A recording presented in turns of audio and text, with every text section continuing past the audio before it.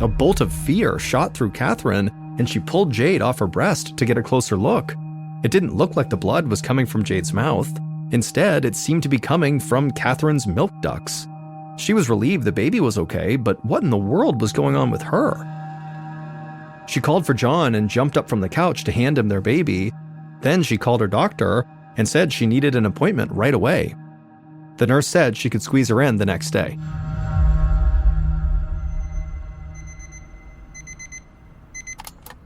By the next morning, Catherine was exhausted. She'd barely slept the night before, between waking up for the baby and also worrying about what was happening with her breasts.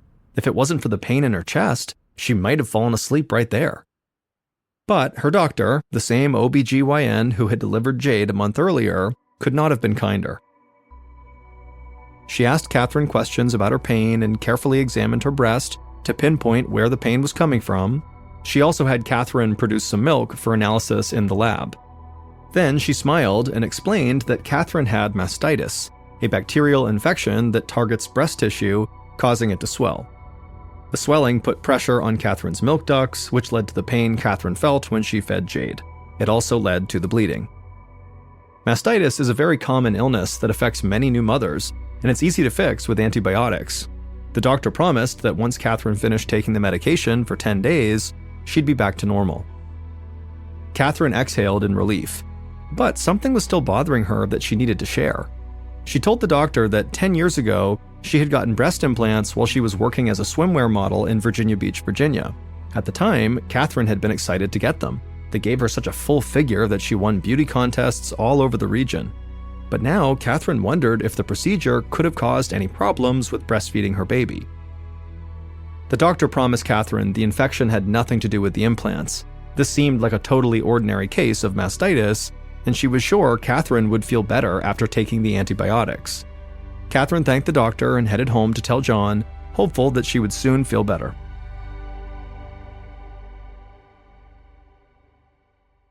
Three days after Catherine finished her course of antibiotics for her mastitis, she and John sat down to a big meal that she'd prepared. Catherine was feeling great and had put Jade down to sleep with no problems earlier in the evening. The antibiotics had taken away all the pain from breastfeeding, and she'd even felt good enough to go to the gym earlier in the week. It was rare these days that Catherine and John got to spend time alone, and now John was very eager to tell his wife about his busy day. Besides attending law school, John also managed a chain of restaurants and bars, so he was juggling a lot. He had always been a type A personality, never satisfied unless he had a new challenge. Catherine had worked hard too, both as a model and then also a sales rep, but now she was content to look after their home and be with the baby. She sometimes thought that there was something a little invisible about being a stay-at-home mom, but she still cherished this time with Jade, even if she did sometimes feel like she was just her husband's cheerleader. A few minutes into dinner, Catherine began to feel extremely tired. She glanced at the clock on the wall. It was only 8 o'clock, and normally she was still full of energy at this time. She tried her best to ignore the fatigue and concentrated as best as she could on what John was saying about his constitutional law class. She told herself that, long days with Jade were exhausting, and probably she just needed more sleep. But when Catherine and John finished eating their meals and they stood up to clear the table, Catherine felt so lightheaded that she immediately sat back down before she fell. As she sat there collecting herself, Catherine realized that her muscles were beginning to ache too. And so she hoped she wasn't now coming down with the flu right when she was finally cured of mastitis. John rushed over to her and asked her what was wrong. Catherine didn't want to alarm him, so she smiled and said she was just tired. He squeezed her hand and told her he would clean up. She should just go to bed and get some rest. Catherine nodded and slowly got up and walked to the bedroom, hoping she'd feel back to normal in the morning. A month later, Catherine limped back into the waiting room of her OBGYN's office. She had tried for weeks to get better on her own, hoping that her healthy eating habits and drinking lots of fresh juice would speed up her recovery, but no matter what she did, it didn't help. She just kept getting worse. These days, her fatigue and aching muscles were making it so hard to get out of bed in the morning, and recently her joints had started to feel hot and tender.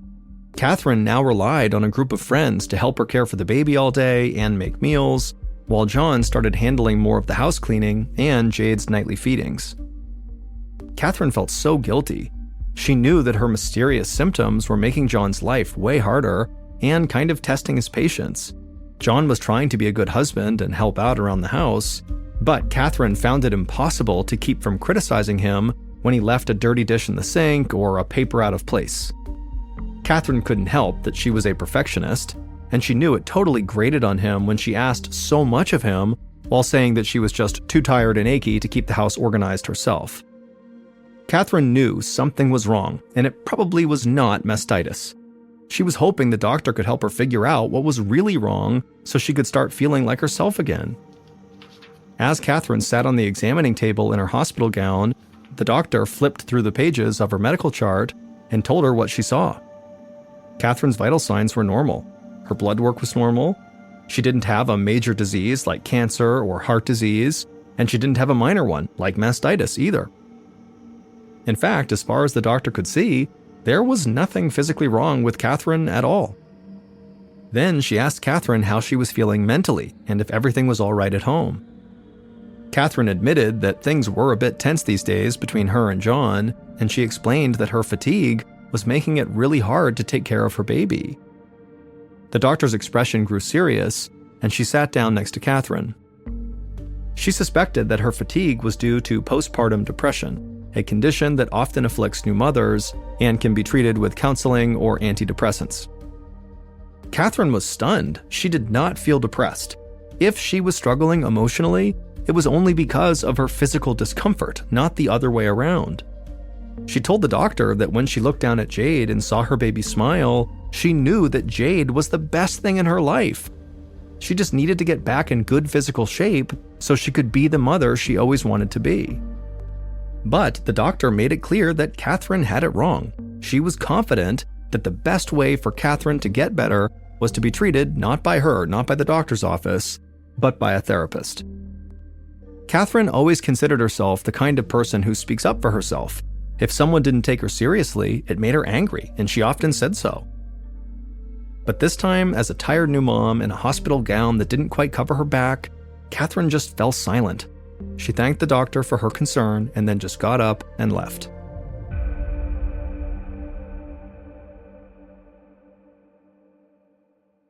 The next day, Catherine was at home playing with Jade on a mat next to the couch. She was dressed in her workout clothes and waiting for a babysitter to arrive. Even though she still felt achy and exhausted basically all of the time, she was determined to get back to the gym. She'd felt good working out while she recovered from mastitis, so she hoped that some gentle exercise would help her get her body back under control. A few minutes later, the doorbell rang. Catherine let in the babysitter and kissed Jade goodbye, then she slowly headed out to her car to drive to the gym. Once she got there, the familiar sounds of clattering gym equipment and people working out boosted Catherine's spirits. She felt a surge of energy just watching everyone else lift weights and pedal stationary bikes. Catherine took some deep breaths and carefully stepped onto a treadmill. She set the machine to a moderate walking pace and started out slowly, savoring the feeling of movement after weeks of basically being inactive. She told herself it was mind over matter, but after a few minutes, she felt a tingling sensation in her legs and a shooting pain running down her left arm. Catherine kept walking and tried to ignore the pain, but it was no use. Her body was screaming at her to stop. So eventually she pushed the stop button on the treadmill and headed to a bench. She sat down and began massaging her muscles, but that didn't help. Catherine shook her head in frustration. She had barely begun to work out, and now she was already in so much pain that she needed to grab her gym bag and head home. But when she stood up to leave, she felt yet another strange sensation, an intense itching, and it was coming from inside of her chest. Because Catherine could not literally itch the inside of her chest, she reflexively just began tapping on the middle of her chest with her hand, but the itching feeling didn't go away. And so Catherine tapped harder, and then finally she made a fist and just started banging on her chest. But she still felt this unbearable tingling sensation rising up under her skin. Other people now were staring at her as she pounded away madly at her chest. Finally, she dropped her fist in embarrassment when she realized everybody was staring at her, and then as quick as she could, she grabbed her things and headed out of the gym back to her car. Catherine felt helpless. Her whole body seemed to just be falling apart. She knew she needed more help. Maybe a different doctor would have a better diagnosis than her OBGYN, who seemed convinced that it was all in Catherine's head. As soon as Catherine got back home, she made an appointment with her primary care doctor.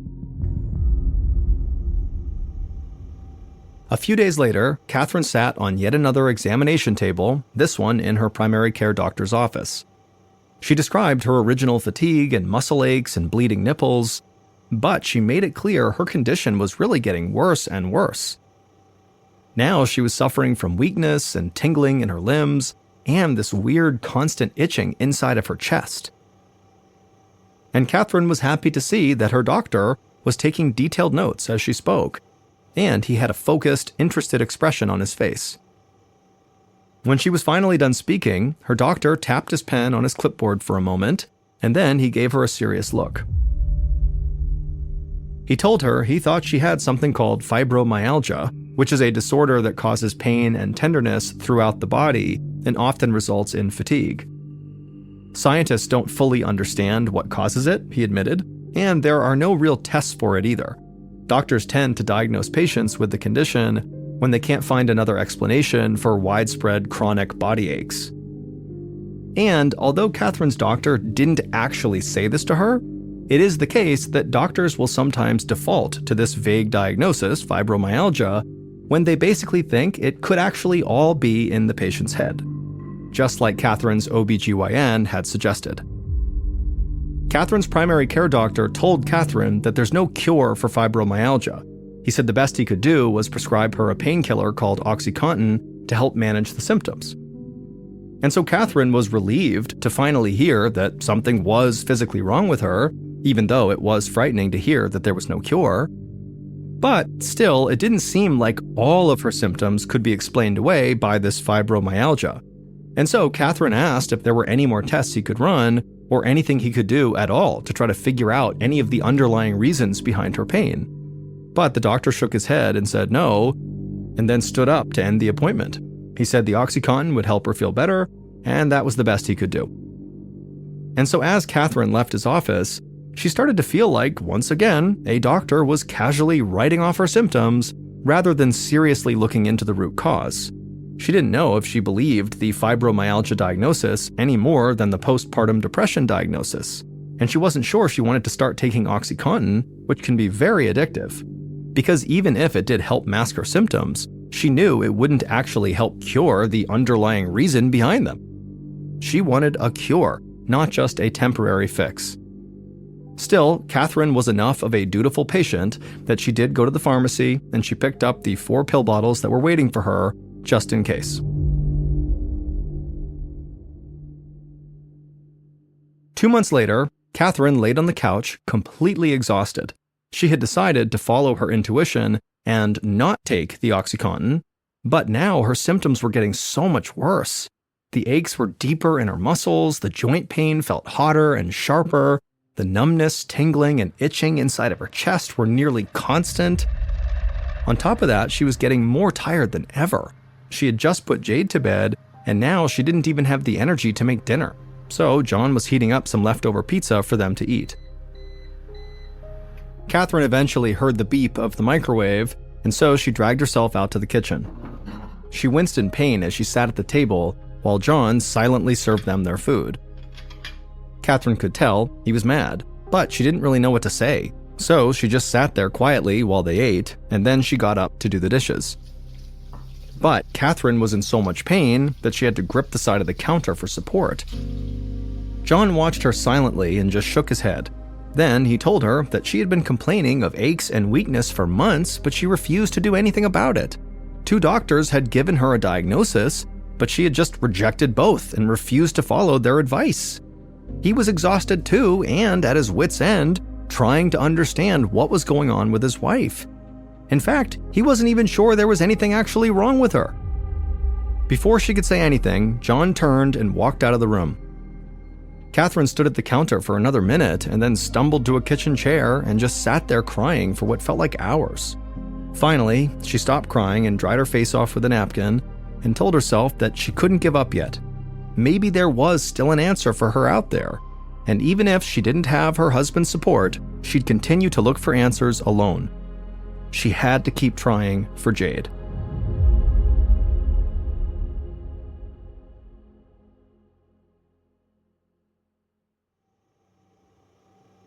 A few months later, in the spring of 1999, Catherine finally got an appointment with a rheumatologist who was an expert both on fibromyalgia and arthritis. Since that fight with John in the kitchen, Catherine had gone out and seen various other doctors, but none of them had been able to help. But now, as she waited in this latest exam room, she felt hopeful that this specialist could solve her case once and for all. After a short wait, the doctor came in. He was an older man, and although he seemed like he knew what he was doing, she didn't like the way he called Catherine honey. She decided she would forgive his sexism if he could offer her something besides addictive painkillers as a solution. And he did. The doctor began scolding Catherine for not listening to what doctors had already told her. The problem is in your head. He had reviewed her charts, and as far as he was concerned, she didn't have a disease. And until she could accept that and get herself together, her personal life would continue to suffer. Partway through the doctor's lecture, Catherine just stopped listening, like when she was getting scolded as a kid. She felt humiliated and desperate and mad. She knew there was something physically wrong with her, but she was now starting to feel her will to fight slipping away. And she knew the doctor was right about one thing.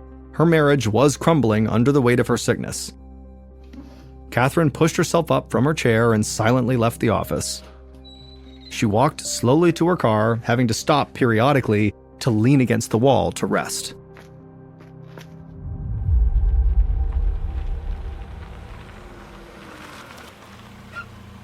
When Catherine got home, she paid the babysitter and put Jade in the playpen in the living room. Then she lay down on the couch and watched as her little daughter crawled around the space. Jade was nearly 1 year old, and Catherine loved to see her blossoming into a little toddler.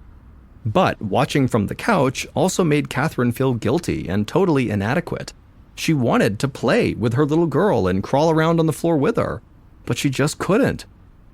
Catherine told Jade how beautiful and special she was, but to her surprise, the words that came out of her mouth sounded funny, almost like she was drunk.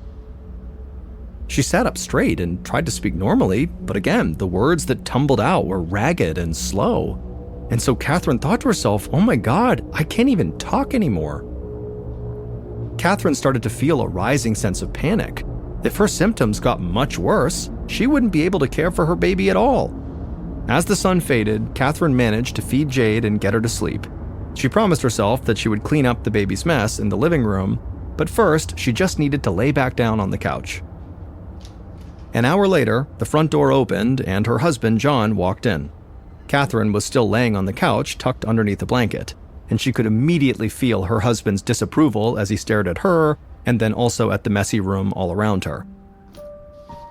John dropped his bag and sat down next to Catherine. He told her enough was enough. It was time to suck it up and get herself together. Catherine felt tears roll down her face, but she didn't have the energy to respond. They'd had this conversation over and over again, and it always arrived at the same place, with John not believing her. And she just did not have the energy to fight anymore. So she just laid there, letting tears stream down her face. John didn't say anything more either. After a minute, he just got up and left. As Catherine lay there alone, she felt something shift inside of her. She'd been fighting with her doctors, her husband, and her body for months. She realized that she'd gotten to the end of her rope. After 10 months of fighting, she felt hopeless, alone, and totally out of options. Catherine could not keep living like this.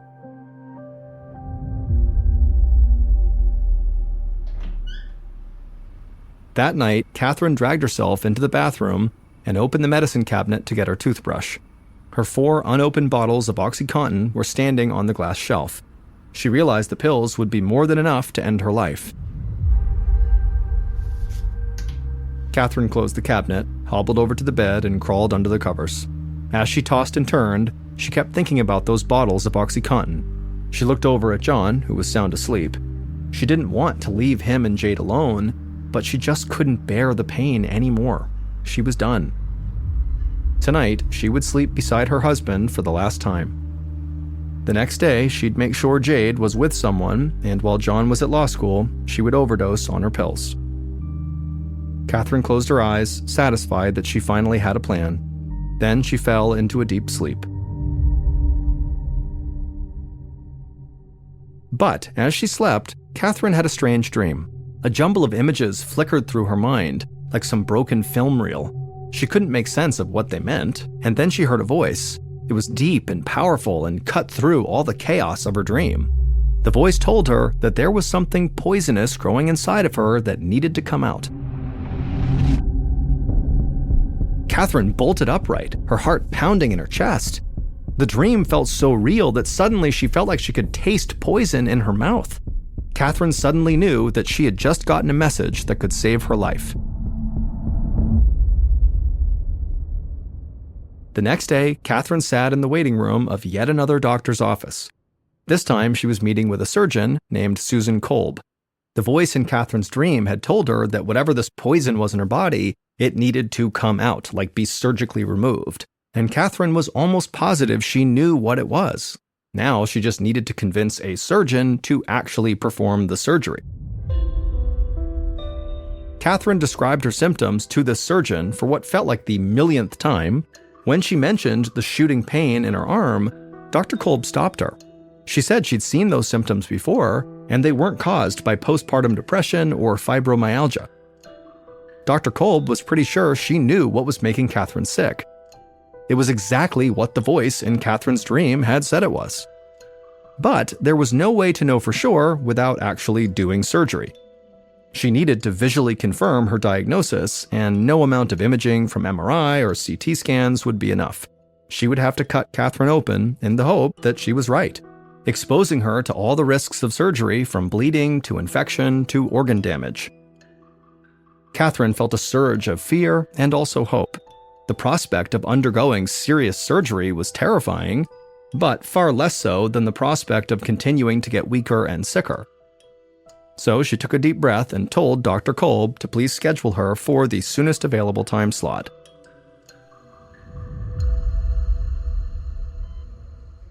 Three days later, Catherine lay on an operating table at a local hospital. Dr. Kolb stood at her side and asked if she had any last questions or doubts before they began the procedure. Catherine confirmed that she didn't, and Dr. Kolb nodded to the anesthesiologist. They stepped forward and put some drugs into Catherine's IV. Dr. Kolb waited until Catherine was in a deep sleep before reaching for her scalpel. Then she made a quick incision in Catherine's skin, revealing the fatty tissue beneath. With precise and careful strokes, she continued to cut deeper and deeper. She kept going until her knife was underneath Catherine's pectoralis major muscle, the largest muscle in the chest. There, Dr. Kolb saw what she was looking for: the round implants from Catherine's breast augmentation surgery 11 years earlier. The implants were in the right position, and they didn't appear to have any holes, which was a common problem with implants. But these were not the issues Dr. Kolb was looking for. She reached down and loosened one of the implants and then pulled it out, and immediately Dr. Kolb was shocked at what she saw. The problem was so obvious, the doctor knew right away she would not need to run any additional tests to confirm her diagnosis.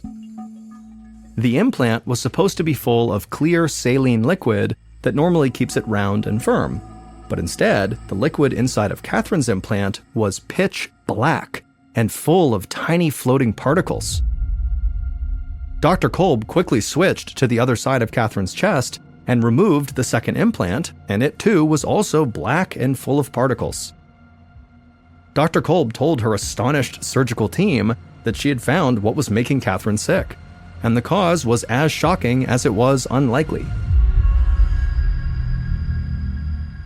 It would turn out Catherine's breast implants were full of a black mold, the same kind of fungus that grows in people's bathrooms. The contamination probably began about 10 months earlier, right after Catherine's breasts began bleeding as she was feeding Jade. She really did have mastitis then, But the antibiotics that her doctor had given her to treat it had caused a brand new problem. The drugs had cleared up the mastitis, but they did their job almost too well. They also killed healthy bacteria inside of Catherine's body that helped protect against other infections. And so as a result, Catherine soon developed this fungal infection that sneaked into her breast implants through a loose valve or seal. From there, the fungus started breeding inside of the liquid saline of the implants and began releasing a steady stream of poisonous toxins back into Catherine's body that were making her very sick. If Catherine had ignored the warning signs from her body and her powerful dream, the implants could have easily eventually burst and killed her. But she listened to the voice in that dream, and it saved her life. Dr. Kolb put Catherine on a 2-month course of a common antifungal medication called fluconazole. After it was completed, Catherine felt much better. It was a long road to recovery, but eventually, Catherine would feel totally normal. She and John were able to work through the relationship issues that manifested during her illness, and they would actually go on to write a book together about relationships. 2 months after her implants were removed, Catherine became pregnant with her son, Cole. She continues to live a healthy life with no long-term effects from her fungal infection.